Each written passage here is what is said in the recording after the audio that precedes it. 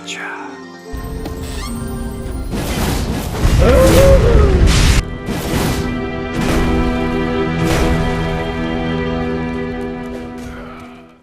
Hey, how's it going everybody? It's the Game Economist back with another Dark Souls 3 PvP guide. Today we are working with the Dark Spiked Mace.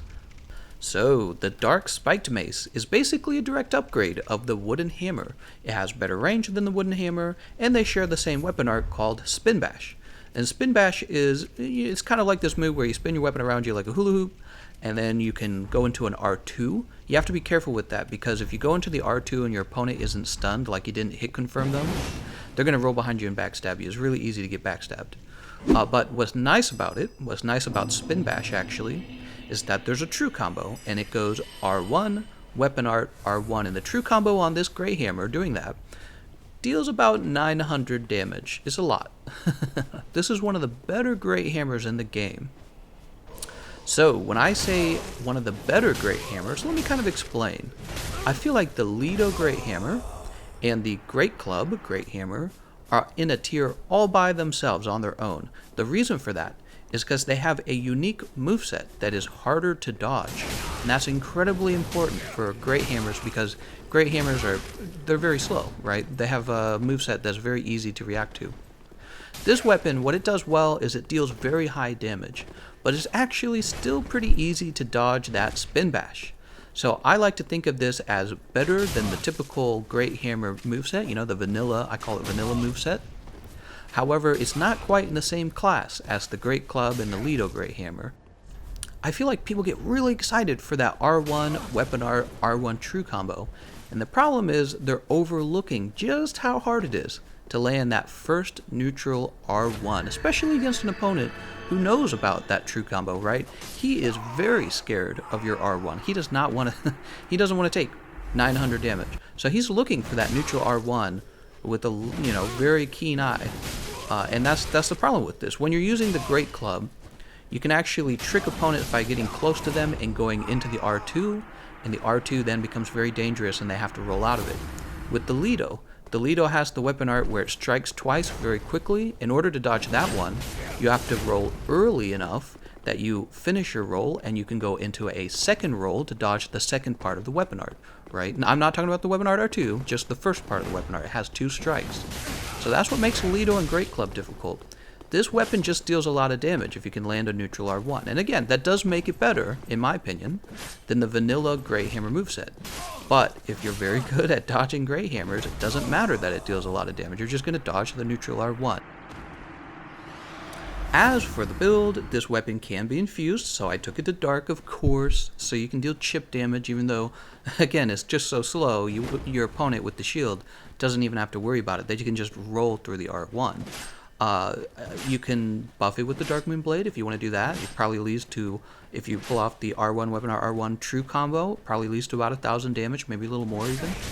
But again, they're left with a nice little chunk of health at the end of that, right? It doesn't, let's say you catch him one time, and you've got that nice 900 damage in, or the nice 1,000 damage in. You realize now they're going to play as passive as possible because they're in one-shot range, and you're not going to land another neutral R1 like that. You've got to catch them twice. Well, the Ledo Hammer and the Great Club, they've got these weird mix-ups that help them catch the opponent a second time. And since they deal like 700 damage, they still do enough damage to two-shot. You still have to two-shot with the Spiked Mace. You still have to two-shot your opponent, because even with that true combo, you're not killing them in one shot. And that's the problem. You can use the running attack. That's parryable, by the way. If your opponent has practiced parrying the running attack, I would say it's very possible in a try-hard duel your opponent parries you while you're using the running attack. I don't know if anyone would risk it, but I mean, it's very possible to do. It's something you can reactively parry because it's so slow. You get plenty of time to react to it. You have the rolling attack, which is garbage. You have the actual Spin Bash. I think it's a little better than the neutral R1, the Spin Bash. I could be wrong, but I believe it has a little bit better range than the R1. So you probably, if you're trying to finish your opponent off, your best move is the Spin Bash. But again, they're just going to dodge you the whole game. If you do get them in the combo, your best bet, and you'll notice I have this with me, is to swap over to your Dark Estoc and just finish him off with the Dark Estoc. That's your best move, okay? So with this weapon, you want to land the R1, get the combo in, and then finish him off with the Estoc. and your opponent is just trying very hard not to get hit by a neutral R1. The only other thing I can think to mention about this weapon is you could potentially pair it with the Black Knight's shield, because the spin bash is such a good move. Being able to use your weapon art with that shield would probably be better than most Greyhammer one-handed movesets. So it's just something to think about. I don't know how useful that would be. It's just something to think about. I personally would rather put something like the crossbow in my offhand. I'm a very aggressive player. Maybe it's just because I've played for so long. But I don't like to turtle too much unless specifically I have a turtle build. For the rest of the build, as usual, I'm going to have Tears of Denial. Tears of Denial is really important on a poise weapon, because being able to trade one more time might be the difference between winning and losing. You might deal 900 damage on your last swing, right? When your tears break. That's a big deal, because now your opponent's in one-shot range, right? Or you pull out your Estoc and you can fight them fairly. They broke your tears, you're at 1 health, but they're at, I don't know, maybe like 300, 400 health, so they're in danger as well if they get caught by like your Estoc combo. So yeah, the Tears of Denial, really important on the poise builds, on the Greyhammer builds. I have a health regen, of course. Let me just mention one more thing. I'm wearing the Evangalist set. It's not a very good armor set. I'm just doing it for the cosplay.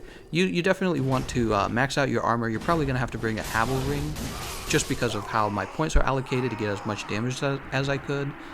The other thing you can do is you can take points out of strength probably and use those to boost your vitality so that you don't have to use the Havel Ring. It just depends on what you want to do with the build. It gets harder and harder as you get to higher levels of like PvP skill. It gets harder and harder to say what's best, because it comes down to the player. Sometimes the player is the reason that they're winning, not their build. Okay, well, as usual, I hope you guys enjoyed the footage. Let me know what weapon you want to see next time, and I will see you then.